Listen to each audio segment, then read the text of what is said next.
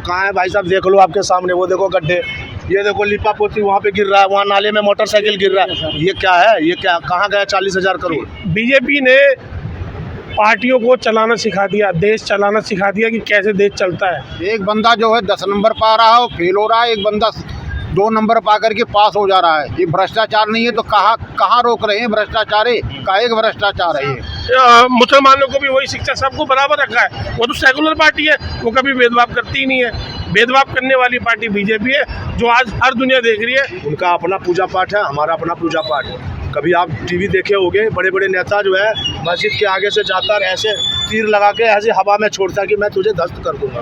पूरी जनता, 80 करोड़ जनता 5 किलो चावल 5 किलो गेहूं के लिए लाइन में लगी हुई है। आप कह रहे हो रोजगार है, कहाँ से रोजगार है? महंगाई को खत्म करने के लिए कांग्रेस पार्टी के लिए वोट करूंगा, लोकतंत्र को बचाने के लिए कांग्रेस पार्टी को वोट करूंगा, संविधान को बचाने के लिए कांग्रेस को वोट करूंगा, गड्ढा मुक्ति करवाने के लिए कांग्रेस को वोट करूंगा। आम आदमी पार्टी बीजेपी से अलायंस नहीं कर रही तो वो जेल में, अगर वो भी कर लेते तो वो, अब जैसे आम आदमी पार्टी में ही एक मंत्री थे जो बीजेपी में शामिल हो गए, उन पे भी भ्रष्टाचार के वो थे आरोप, लेकिन वो मुक्त हो गए अब। तो यही तो हमारे देश का वो है दुर्भाग्य है कि बीजेपी ने पार्टियों को चलाना सिखा दिया, देश चलाना सिखा दिया कि कैसे देश चलता है। ईवीएम हैक करो, लोगों को आपस में लड़वाओ, है ना, ये सब। एक बार बीजेपी चली जाए दोबारा जिंदगी में आ नहीं सकती है।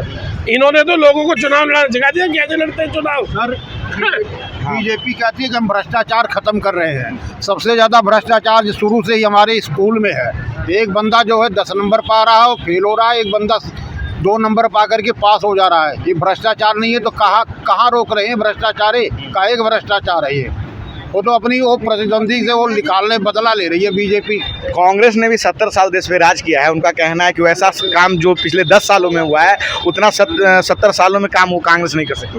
कौन कह रहा है? वही काम किया। अभी आपके बीजेपी सरकार नहीं, एक सेकंड, अभी बीजेपी उत्तर प्रदेश सरकार का कोई नेता थे, वो बोल रहे थे कि 40,000 करोड़ पूरे उत्तर प्रदेश में गड्ढे ढकवाने के लिए, जो रोड खराब है गड्ढे ढकवाने के लिए उसको जो है 40,000 करोड़ दे दिया गया। वो कहाँ है भाई साहब, देख लो आपके सामने, वो देखो गड्ढे, ये देखो लिपा पोती वहाँ पे गिर रहा है, वहाँ नाले में मोटरसाइकिल गिर रहा है। ये क्या है, ये क्या, कहाँ गया 40,000 करोड़?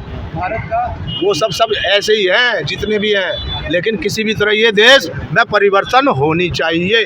हमें देखना है कि ये भी कैसे देश चलाते हैं। भ्रष्टाचार और जनसंख्या कानून पे इन्होंने बहुत, बीजेपी वालों ने बहुत वो करा है, लेकिन वो कर नहीं पाए।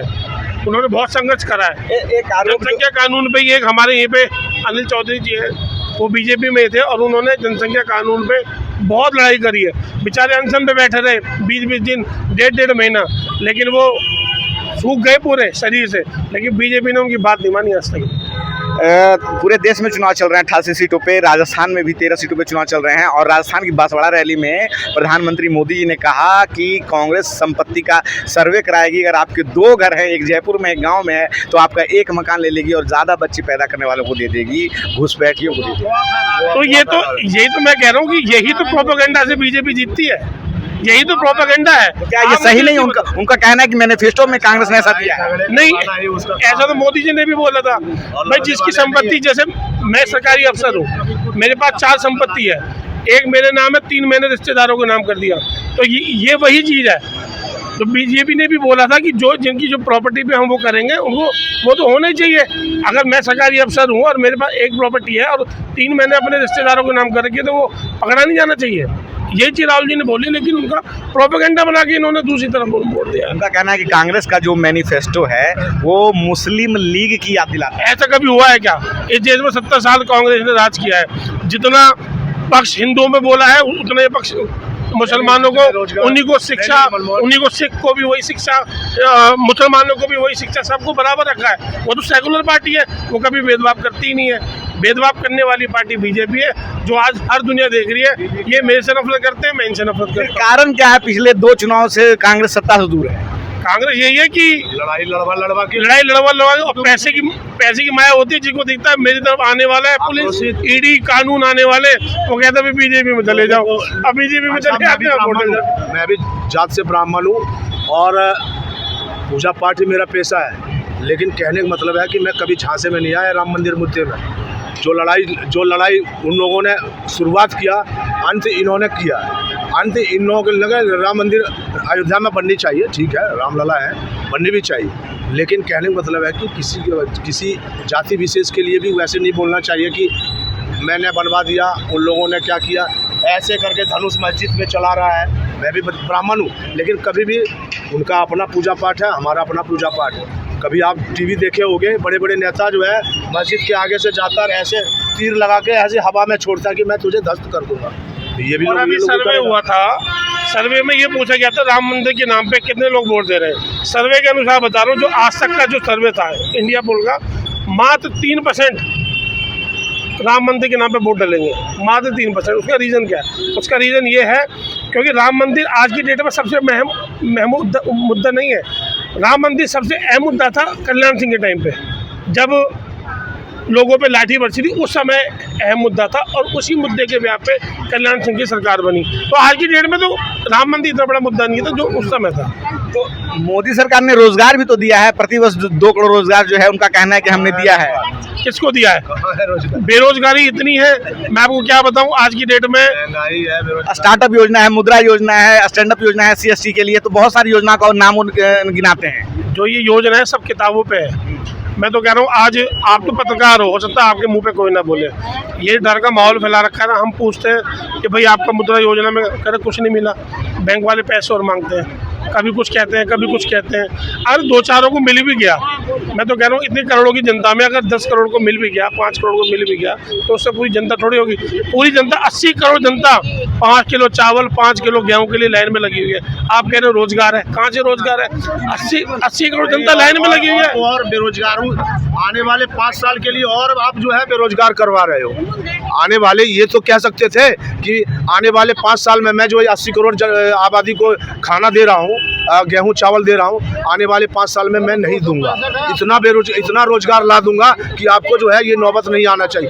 आने वाले 5 साल के सिक्योर हो गया वो। आप लोग गाजियाबाद का स्थानीय मुद्दे पे वोट करेंगे या देश के मुद्दे पे वोट करेंगे? भाई साहब, हम तो देखो देश का चुनाव है, तो देश का ही चुनाव होनी चाहिए, लेकिन मेरा कुछ स्थानीय मुद्दे भी होते हैं। नहीं, स्थानीय मुद्दे वो तो 10 साल में जो स्थानीय मुद्दा मेरा पहले था, जो पिछले 2014 के पहले, तो उससे और बिगड़ गया स्थानीय जगह, ये जो हमारा गाजियाबाद और बिगड़ गया। देखो, मैं गाजियाबाद के रूप में बात बोलना चाहूँगा। मैं सच बोलूँगा कि गाजियाबाद में पहले बहुत माहौल ख़राब था। कानून व्यवस्था बहुत अच्छी है, इस समय बहुत अच्छी कानून व्यवस्था है।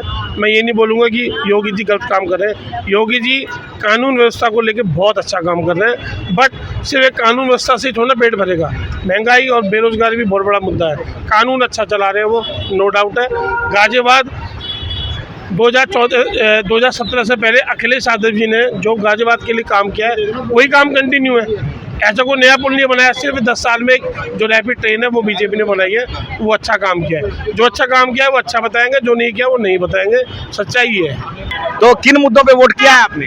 हमने अपनी मर्जी से क्या वोट? नहीं, कुछ मुद्दे होंगे, विकास होगा, महंगाई और बेरोजगारी हो, अच्छी शिक्षा, क्या? भैया सब चीजें ठीक है। सब चीजें ठीक है। सर, आपका क्या नाम है? सब चीज ठीक है। मैं मुद्दों पे वोट कर रहा हूँ। बेरोजगारी, महंगाई चरम सीमा पे है। मैं उन मुद्दों पे वोट करने आया हूँ, और मैं उन मुद्दों पे वोट करने आया हूँ जो प्रधानमंत्री जी जुमलेबाजी कर रहे हैं। मैं उन मुद्दों पे वोट करने आया हूँ। मेरा वोट कांग्रेस को, डॉली शर्मा को। तो यहाँ एक भाई साहब हैं, उन्होंने कहा कि डॉली शर्मा को वोट दे रहे हैं, महंगाई और बेरोजगारी। सर, आपका क्या नाम है? मेरा नाम रोहन शर्मा जी। सर, वोटिंग कर दी आपने या करने जा रहे हैं? करने जा रहे हैं। दिमाग में क्या चल रहा है, किन मुद्दों पे वोट करने जा रहे हैं? मेरा वोट परिवर्तन के लिए है। मैं वोट कांग्रेस पार्टी को करूंगा। महंगाई को ख़त्म करने के लिए कांग्रेस पार्टी के लिए वोट करूंगा। लोकतंत्र को बचाने के लिए कांग्रेस पार्टी को वोट करूंगा। संविधान को बचाने के लिए कांग्रेस को वोट करूंगा। गड्ढा मुक्ति करवाने के लिए कांग्रेस को वोट करूंगा। लेकिन सरकार तो कह रही है कि हमने बहुत काम किया पिछले 10 सालों में। सर, मोदी जी जुमलेबाज हैं, जुमलेबाजी उनको आती है, वो बखूबी कर रहे हैं इस काम को। तो हमने सुना भाई साहब को, इन्होंने कहा कि जो है परिवर्तन होना चाहिए। यहाँ कुछ महिलाएं। सर, आपने वोटिंग कर दी है या करने जा रहे हैं? करने जा रहा हूँ। करने जा रहे हैं। क्या दिमाग में किन मुद्दों पे वोट करने जा रहे हैं? सर, किनारे आ जाइए कहीं। बेरोजगारी है, और जो ये सब प्राइवेटेशन कर दिया, पूरा निजीकरण है, निजीकरण कर दिया। और शिक्षा खत्म होगी, इतनी महंगी शिक्षा होगी, देश बर्बाद कगार पर पहुंच गया बर्बादी की। आप जो शिक्षा में फीस की बढ़ोतरी हुई है आप उस पर प्राइवेट स्कूलों में, हाँ जो प्राइवेट स्कूलों में सब में दवाइयों पे बढ़ गए पैसे, सब चीज पे बढ़ गए। गरीब आदमी क्या करेगा? सरकार तो करी कि हमने आमदनी ही बढ़ा दी। सरकार के कहने से क्या हो रही? कहाँ बढ़ गई आमदनी? आमदनी तो घट गई, रोजगार घट गए। सरकार तो कहेगी, सरकार कहने से क्या हो रहा? सरकार ये भी कहती है कि देश का विदेशों में बड़ा नाम हो रहा है। कहाँ पे? विदेशों में। हाँ हो तो रहा। चाइना ने हमारे हिंदुस्तान में जो है अंदर वो कर लिया कब्जा, तो नाम तो बहुत हो रहा है हिंदुस्तान का। बताओ कहाँ नहीं हो रहा? कब्जा कर दिया। हाँ अंदर बढ़ गया चाइना हिंदुस्तान में। चलिए, तो हमने यहाँ भाई साहब से बात की है और भाई साहब ने बताया कि किस तरह से महंगाई बढ़ गई है, शिक्षा। बताओ किसे दोगे? वोट आप देने जा रहे हैं? हाँ वोट देने जा रहा हूँ। तो क्या सरकार रहनी चाहिए, बदलनी चाहिए? क्या बदलनी चाहिए सरकार, तो बदलनी चाहिए, बिल्कुल बदलनी चाहिए। तो हमने यहाँ भाई साहब से बात की, इन्होंने कहा कि किस तरह से महंगाई जो बढ़ी है, शिक्षा में जो है फीस बढ़ गई, निजीकरण पे इन्होंने बात की और दवाइयों पे बात की कि पिछले 10 सालों में दवाइयों के दाम बढ़े हैं। तो ये कह रहे हैं कि सरकार बदलनी चाहिए, ऐसा कुछ भी उतना नहीं हुआ है। तो अभी हम गाजियाबाद के श्याम पार्क इलाके में हैं और यहाँ पे बहुत सारे लोगों ने अपनी राय दी है। कुछ लोगों ने कहा है कि बिल्कुल सही चल रहा है सब कुछ, तो वहीं कुछ लोग कह रहे हैं कि शिक्षा और बेरोजगारी और महंगाई काफ़ी ज़्यादा है, तो सरकार बदलनी चाहिए।